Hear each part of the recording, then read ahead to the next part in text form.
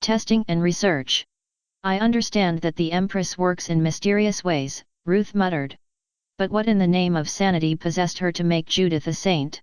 Mashes watched as Ruth buried her head in her hands, not even looking up as the sister in question sauntered up to her.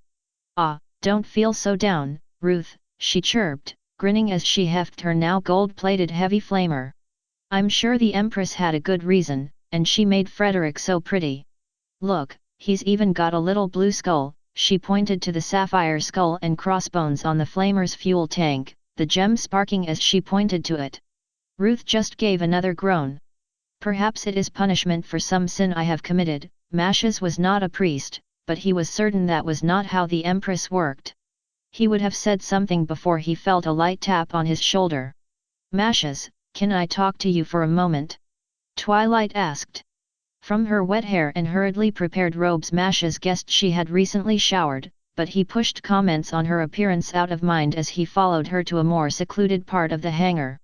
Behind him, he could hear Judith singing something about her new sainthood, but that too he deemed irrelevant. "I see you are taking this development in stride," he said once he was certain they were out of earshot. "I'm doing what I can," Twilight said, reaching into her robe and pulling out a notebook.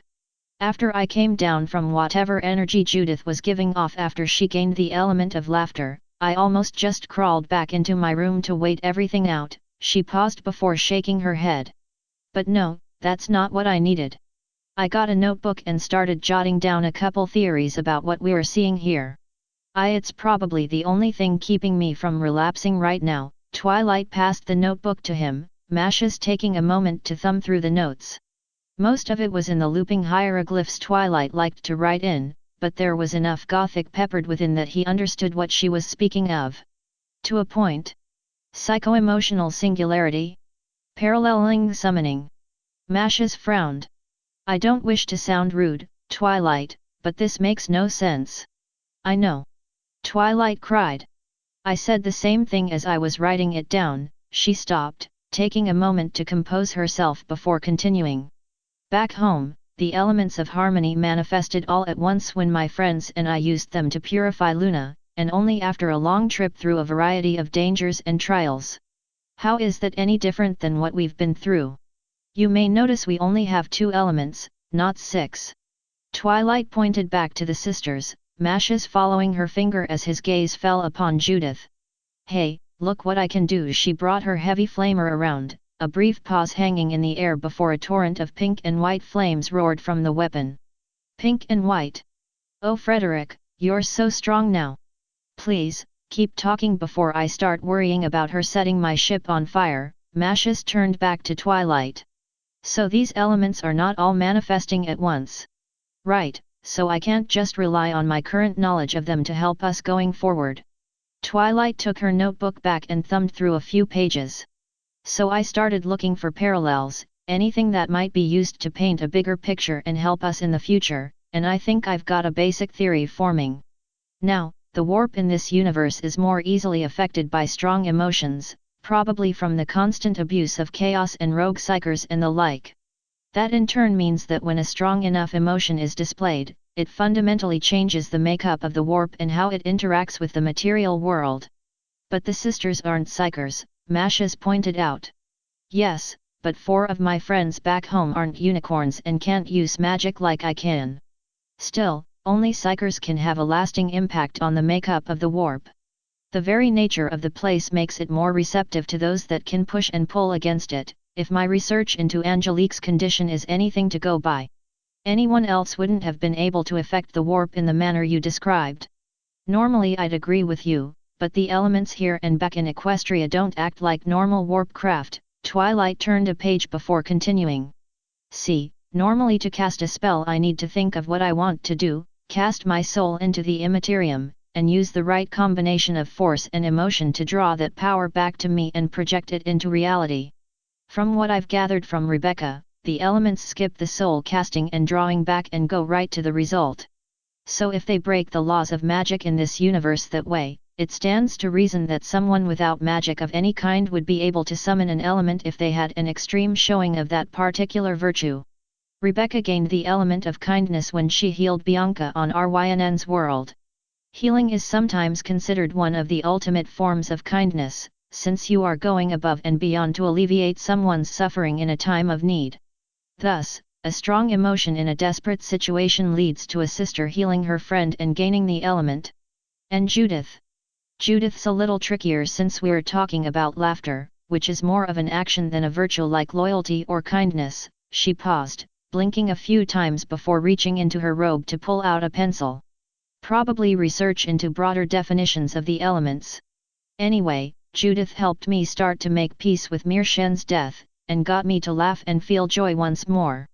Her persistence and desire to see me happy must have been enough to trigger the manifestation of laughter, which adds another wrinkle considering the element of kindness came from nothing, but laughter merely enhanced Frederick.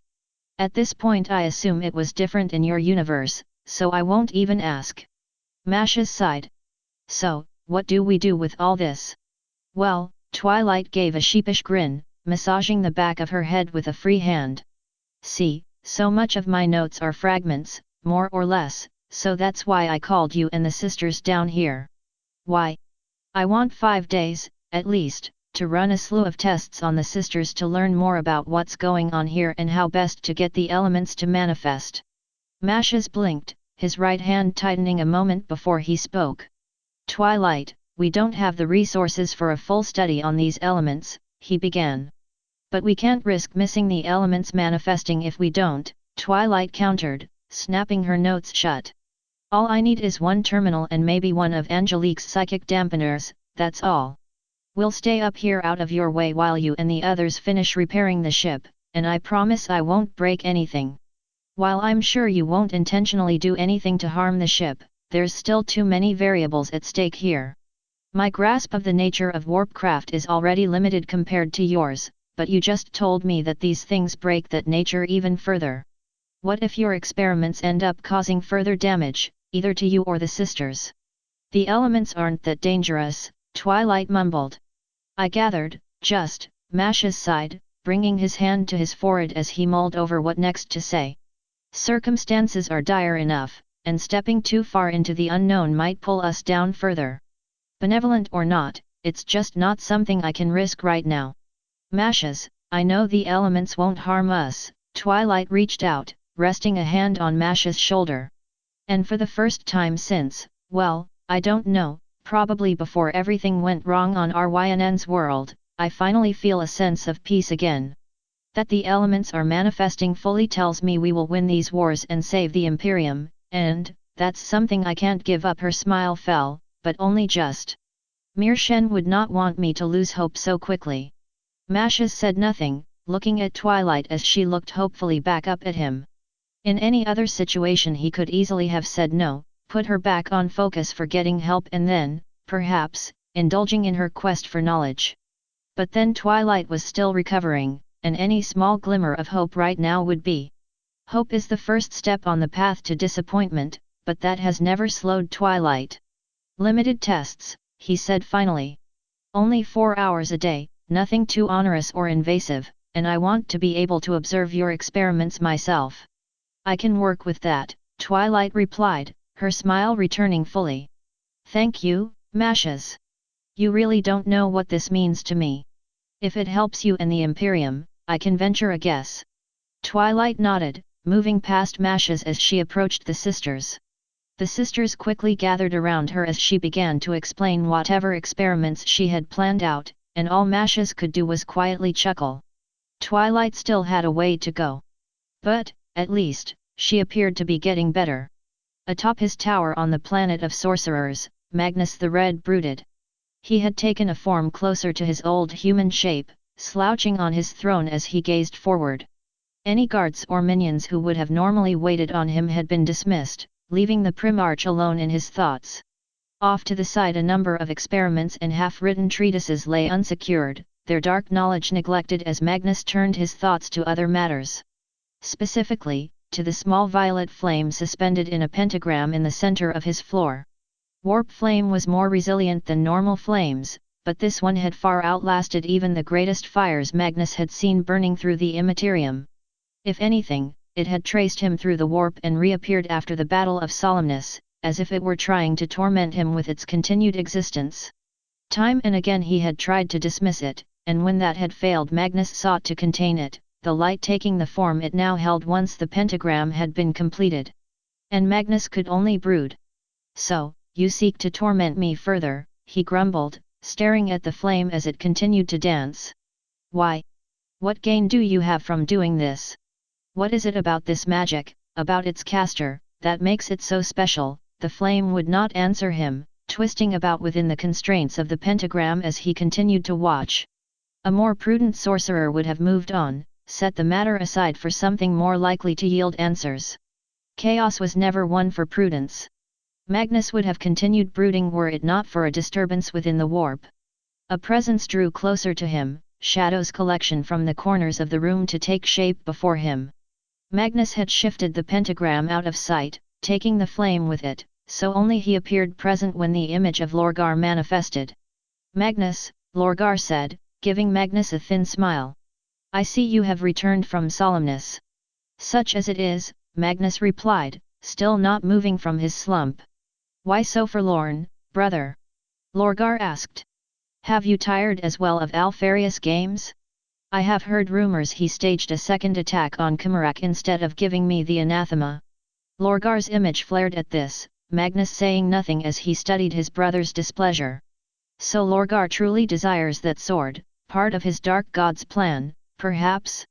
"It matters not," Lorgar continued, calming down as his smile returned.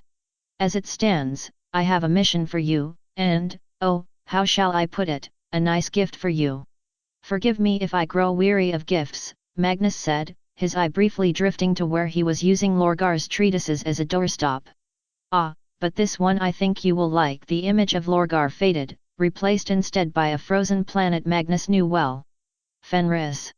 Leman Russ has returned from the Eye of Terror, nipping at our heels like the dog he is. He will no doubt link up with the Loyalists in the south, and perhaps provide a stalling point for our advance against the Imperium. "Brother, your hatred against the wolves is strong, stronger than any other slight against you. What better way to heal this wrong by striking down the wolf on his own land?" Magnus said nothing as Lorgar returned. "Mort Arian is amassing a fleet to strike Fenris and draw Russ away from Agrippina, where the Loyalists make their stand. You will join him, and I give you free rein to do whatever you please with Fenris and its citizens." Lorgar chuckled. "I can already think of a few uses for some of the rabble's spare parts."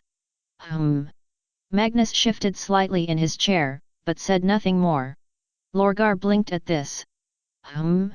"Did you just say he sputtered, his spectre drawing closer to Magnus. "Brother, I am giving you a chance to extract your vengeance against the wolves and Russ, and all you can say is As shocking as it may seem to you, there are other matters that interest me more at this time." Magnus rose, returning to his daemon form to tower over the spectre. "I am the master of the Thousand Suns and lord of the Immaterium. I can enact vengeance on the wolves whenever and wherever I please. But now I have a chance for a far greater prize than even Russ had." "Really?" Lorgar crossed his arms. "For 15,000 years you have plotted vengeance for Prospero. It has been your obsession, the driving force behind all you have done since you learned the truth of chaos. What could be so important that you would turn away from that at a moment's notice? The girl from Rynn's world was on solemnness, and I have stolen some of her magic." Lorgar's expression dropped, the spectre drawing away as Magnus gave a smile of his own. "Do I have your attention now, brother? Did you kill her?" Lorgar asked. "No. By some quirk of fate or the nature of her powers she escaped before I could land a final blow." Magnus shifted his hand, bringing the flame back to the center of the room to show Lorgar. "But this spark remained, and I intend to study it so I might learn more about our enemy and what sorcery she uses. It would be better if you captured the little witch instead of merely toying with some paltry flames." Lorgar scoffed. "I wish to see her suffer for all she has done in defying me. That is something you will never understand about the warp, Lorgar. Not everything can be solved with mere brute force, as easy as it may seem at times. This flame does not act like any warp flame I have seen, and it appears to have some control over itself. Were I to just ignore it, we would miss a wonderful opportunity to turn this power for our own use, perhaps strike the Emperor with power she thought was only hers to control." Lorgar fell silent, Magnus waiting for his eventual agreement. As lofty as he could be sometimes, the other Primarch appeared to be far more short-sighted these days. Perhaps following the dark gods so closely has rotted his mind. Fine. Lorgar said. Take whatever time you need. Just know that the attack on Fenris will still go as planned, with or without you. Magnus' hands tightened, but Lorgar did not draw further attention to this as he began to fade from view. I look forward to your discoveries, Magnus. And if you find that girl again, bring her to me alive. If possible, Magnus said, the last of the apparition snuffing out before Lorgar could get another word in. Magnus waited a minute, in case Lorgar returned to blather on about some other matter, but when he was certain he would not be disturbed, turned his attention to the flame. He shifted his powers, tracing out a rhino-sized portion of the floor before raising his hand. With a rumble of grinding stone, the section rose up, shifting until a large table had formed.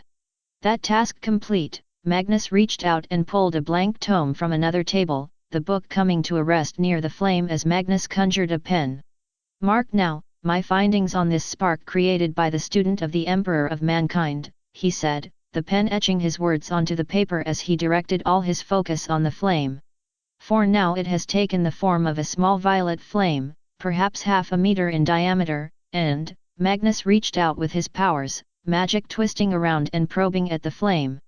And it appears to burn of its own accord. There is no underlying weave, no incantation or singularity that holds it to where it stands, it just is. Magnus furrowed his brow. Perhaps Lorgar's methods might be applicable here. Magnus focused, shifting forms once more as he reached out to the flame. It shrank from his reach at first, but soon the flame returned to its normal dance as Magnus lightly brushed his hand against it. There was a hiss before Magnus jerked his hand back, pain flashing through his arm as he looked down at his palm. He had barely touched the flame, and yet it had left a sizable burn across his hand, white scar tissue clashing with red flesh. Even shifting back into his daemon form did not dismiss the scar, the wound throbbing as he tried and failed to apply magic to heal it. Strange, he mused, his pen continuing to etch out his thoughts. It did not do that when the girl first struck me. Perhaps its nature has changed? I will need some test subjects. This thing is heavy, Rebecca said, rolling her head to try and make the rewired psychic dampener fit properly. Are you sure this is necessary, Tara? Oh, absolutely, Tara said, stepping up to jam a cable into one socket on the dampener. See, if the elements are acting like normal psychic powers, which they aren't, but you always need a control, then when you use the element of kindness it should show heightened brain activity as the psychic powers work through your mind and out into the warp. But since it isn't and you aren't a psyker to begin with, it should show up as blank when you use the element. Rebecca worked her jaw as she tried and failed to come up with a good counter to this. Maybe Judith's ascension to sainthood did something to her mind. Anyway, you just stand there and do your thing, and I'll be over at the terminal keeping an eye on things. Tara hurried back to her terminal, shooing Lord Mashes out of the way before flipping a few switches and looking up at Rebecca. Okay, whenever you're ready. Tara, I've never used the element of kindness when there's no one that is injured, Rebecca started, massaging the narthecium as she continued. I don't know if your experiment is going to work. Just do what you normally do when someone's injured. Tara gave her a smile. Go on, it can't be that hard. Rebecca said nothing, looking back down at the element of kindness while the dampener shifted on her head. Tara's methods were, well, Judith made a little more sense. But if it helps her recover from Mirshen, she thought I should do all that I can. She closed her eyes, bringing the narthecium up to her chest as she reached back through her memories. She thought of Ryn's world, of healing Bianca and helping those bearing the brunt of the Tyrannid attack. She closed her hand and furrowed her brow, the metal from the dampener pressing into her scalp as she tried to conjure something, anything that would help Tara in her quest for understanding? That didn't seem like the right word. Is anything happening? She asked, opening one eye to peer out at the others. Tara was too focused on her terminal, scribbling on a notepad as her eyes flicked back and forth. No. Tara said, looking back up at Rebecca with a grin. Just like I predicted. If it were actual psychic powers I would have seen something, but dash. Tara, nothing actually happened, Mashes interrupted. You've seen what the healing process for the element looks like, there's usually some kind of glow around the element when it's in use. Tara's grin vanished, replaced by a scowl as she looked back at the screen. Rebecca wanted to inch closer and perhaps get an idea of what it was Tara was seeing, but instinct and the dampener told her to stay put. Besides, what business do I have looking into research? Can't believe I forgot about that, Tara grumbled. Okay, so it doesn't work on its own, or if it does Rebecca's not giving it the right psychic inputs. I need a volunteer. 2 Zongors entered Magnus' study, the bird-like mutants dragging a shackled slave between them. Magnus loomed over them, waving his hand to produce a small bowl before the group as they came to a stop. This ritual calls for blood, he said. Be fortunate that you have been selected to help complete my great work. The prisoner was twisted around, one Zongor pulling a jagged knife from a pouch on its belt before reaching towards the prisoner's throat. No, not that much blood, Magnus said quickly, drawing the Zongor's attention back to him. I only need a small amount. Perhaps the hand will be more useful. The Zongors stood there for a moment, looking up to their master with confusion. Finally the one with the knife seemed to get the idea, yanking the prisoner's hand over the bowl before quickly slicing the knife across the palm. A small trickle of blood pooled within the bowl, Magnus drawing it back up as he turned back to his workplace and the bench. The flame is not of chaos, but its reactions with the powers of the warp must be documented, he said, etching out a small summoning circle with a claw as he continued. A lesser daemon will be adequate for such an experiment. The summoning circle complete, Magnus poured the contents of the bowl into the grooves, blood flowing down the edged stone. The blood shifted until it was a bright pink, light filling the space around the pentagram as a being began to take shape. The creature was typical of most horrors of Tsianch, a head with a beaked mouth and several gangly arms and legs. The daemon chortled as it bounced away from the summoning circle, small bits of warp flame training after it as it searched for a victim, for purpose. Magnus twisted his hand to bring the student's flame back towards the center of the table, catching the horror's eye as it drew closer. Daemons react negatively to most forms of order, so perhaps this one may attack the flame. Let's see how it counters. Magnus watched as the horror circled the flame, gibbering away in the twisted language of daemons as it studied this new power. The flame did nothing, just continued its dance as the daemon circled, Magnus jotting down a few notes as he continued his observation. Finally the horror hissed, jumping away and flinging a few bolts of warp flame at the spark, all of which missed or fizzled out when striking it. Interesting, Magnus mused. But I was hoping for a more direct result. Before the horror could react, Magnus seized it with his magic and tossed it into the flame. The daemon shrieked in surprise and fear as it hurtled towards the fire. As soon as the horror touched the flame, it sprung up to consume the daemon like a predator attacking an unsuspecting victim. The daemon let out another shriek as violet flames wrapped around its body, its arms flailing as it dissolved into the fire. Finally the room fell silent, Magnus standing alone as he reached out into the warp for any sign of the daemon. He found none. Not even the slightest residue that the horror had ever been there. It was as if the flame had completely and utterly erased it from existence. Most interesting, he mused.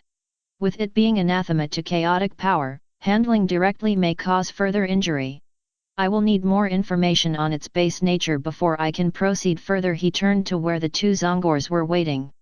Bring me more slaves. Are you sure you want to do this? Tara asked, watching as Veronica pulled her combat knife free from her belt and examined it.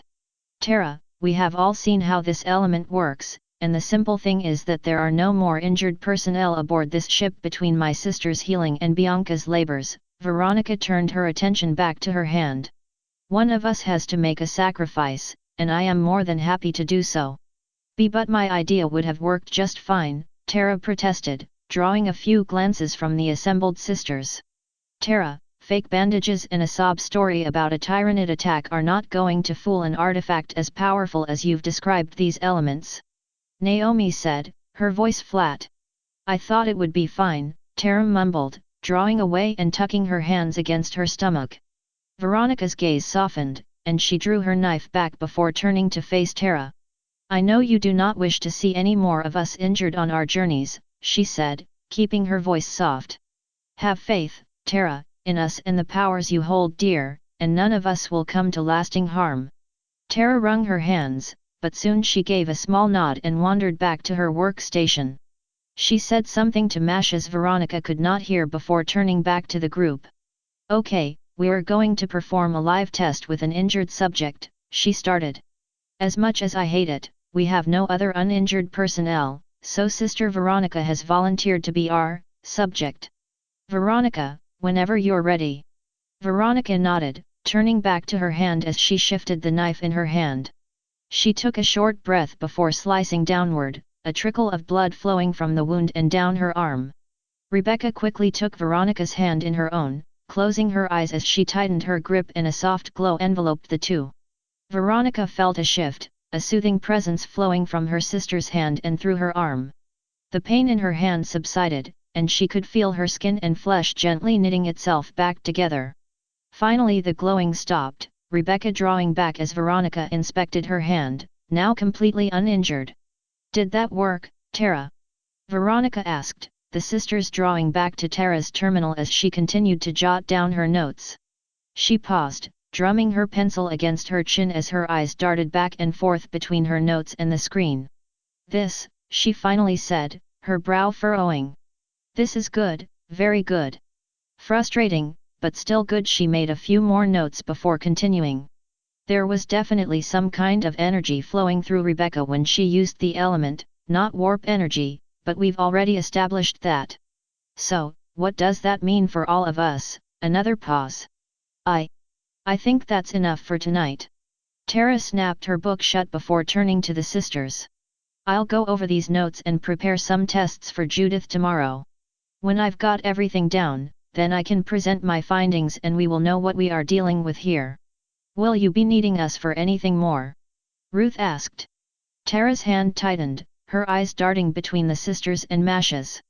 Finally, she allowed a small smile. "Well, I will be needing some help getting my notes together." Her smile grew wider. "I would love your help." 9 groups of 9 slaves had been assembled on 9 points of Magnus' summoning circle, Zongors forcing the humans to their knees as they were chained in place.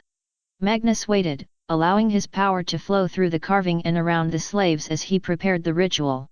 Once the slaves were in place, the Zongors withdrew to the edge for the room, allowing Magnus to step from the shadows. "I call upon the powers of the warp, for I am its lord and master," he said, raising his blade as the circle began to glow. The slaves tried to squirm free, but the Zongors did their work well and not a single one could escape their chains. "Come to me, masters of magic. Come to me and reveal those secrets you have denied me. I am Magnus, Lord of the Thousand Suns, and by my command you shall rise." With that he slammed the hilt of his halberd into the center of the circle, blue tendrils snapping upward and wrapping around the slaves. The prisoners screamed, trying and failing to break free as Magnus ripped their souls to shreds and sent them to oblivion. He pulled against the immaterium, tearing reality asunder as he drew forth a being who could help him with his research. There was a flash, shadows filling the room as Magnus stepped back. A shape began to materialize from the shadows, a hunched figure shifting about to face the prim arch. Its 4 arms drew comparison to the horrors, but it possessed the body of a man and the legs of a bird. Half of its face was normal, a thin-cheeked humanoid with 4 eyes and small horns, but the rest was naught but a swirling mass of warp energy. It drew its hand forward to materialize a silver stave before turning to face Magnus, floating on some dark energy as it probed the edge of the summoning circle. "You are the daemon called the Archivist," Magnus said. "I have need of your knowledge." "Magnus," the creature hissed. "I am surprised it has taken you this long to summon me for my secrets. I had no need for questions on more trivial matters, things that one such as you would not bother to consider." Magnus drew his hand forward, summoning the spark as he continued. "But you are said to be unmatched in the knowledge of the most twisted and obscure powers of the warp. Perhaps this might be within your purview." "Perhaps," the archivist drifted, its humanoid face shifting into the semblance of a frown as it inspected the flame. "Where did you find this?" A girl marches beneath the shadow of the anathema. She cast this spell on the dead world of solemnness before escaping my grasp. Magnus' injured hand tightened. Its energies are unknown to me, save that they counteract the powers of chaos in every way imaginable and will destroy all that have spawned from it if allowed direct contact. And so you summon me to try and save your own hide, the daemon said, drifting back from the circle to put distance between the flame and itself. I have heard of such powers before. In the closing days of the war in heaven, the old ones tampered with similar powers to try and create mighty weapons to use against the star gods and our own fledgling kind. Obviously, they failed. She channels the powers of the old ones. I cannot say for certain. I will need time to research. The archivist spread its hands, 6 tomes and a number of scrolls materializing before it as the daemon turned once more to face the flame. Magnus watched as the creature sped through the tomes at a pace the greatest of men could barely track, arcane power swirling around the archivist as it pulled from countless eons of knowledge to try and understand the truth of the flame. Several times it reached for the flame, probing it with its magic long enough to draw some energy forth but not long enough to be harmed by it. As the daemon did its work, Magnus mulled over the possibilities. A power similar to the old ones could be devastating against the Imperium, just as much as it could wreak havoc upon the forces of Magnus and his brothers. Though perhaps I might be able to bend this power further. Without alerting Lorgar, of course. Frustrating, most frustrating, Magnus snapped back to the present as the archivist dismissed its tomes. There is nothing among the knowledge of the old ones that matches this energy signature, not enough to draw a direct comparison. I see, Magnus said, his frustration flaring for the briefest of moments before he continued. Perhaps in their failings one of their successors might have investigated further. If they did, I would have told you that, the archivist countered. Nothing from the tomes of the Eldar, mankind, even what little I could rip from the minds of some orcs, nothing matches the singularities of this spark. Its resistance to the warp is one thing, but if my studying has been correct, it also draws on that very same power as well. It cancels out the warp and yet empowers it at the same time. Magnus asked, one eyebrow raised. That made little sense, even for the powers of the warp. How? You have studied it, how does it do this? What is it that makes that damn girl so special that she can create and control contradicting magical energies as if it were nothing? I don't know. Magnus turned away. Of course, asking a daemon to explain to him the intricacies of what he is dealing with would produce no fruit. Perhaps I should have hunted her down and captured her for torture instead, taken Lorgar's approach to this. But, the archivist continued. There are rumors of one who might know. The words struck Magnus like a fusillade of bolter shells. He turned as the archivist drew forth a small scroll, the daemon passing it to the Primarch before continuing. On a planet far on the eastern fringe resides a creature that knows of the paths between realities. It is said to understand and practice magics beyond even the greatest of sorcerers. Do you know anything about this creature beyond its location? Magnus asked. He hesitated taking the scroll, lest the daemon try some foolish attempt at a backstab. Instead, he reached his magic through the summoning circle, preparing to dismiss it and send the creature back to the warp along with its traps. No. That information has been lost to time, the archivist replied. I care not what you end up doing with this information. We shall see. Magnus tapped the edge of the circle with his blade, breaking the summoning to dismiss the archivist from the materium. Know this, daemon, if your information on this source is false, then my vengeance against you will make you wish for a true death. Such is the risk in times like this. Perhaps when all this is done, you will be the one to wish for a release. And with that the daemon disappeared, plunging Magnus' study back into darkness save for the light given off by the scroll and the student's flame. Alone once more, Magnus plucked the scroll from the air with his magic, turning it over to ensure the daemon had not left a trap for him to discover. Sensing none, he opened the scroll and scanned through its contents, new plans forming in his mind as he read through. The daemon was not as helpful as I had hoped, he mused. But perhaps this lead will bear more fruit than I realize.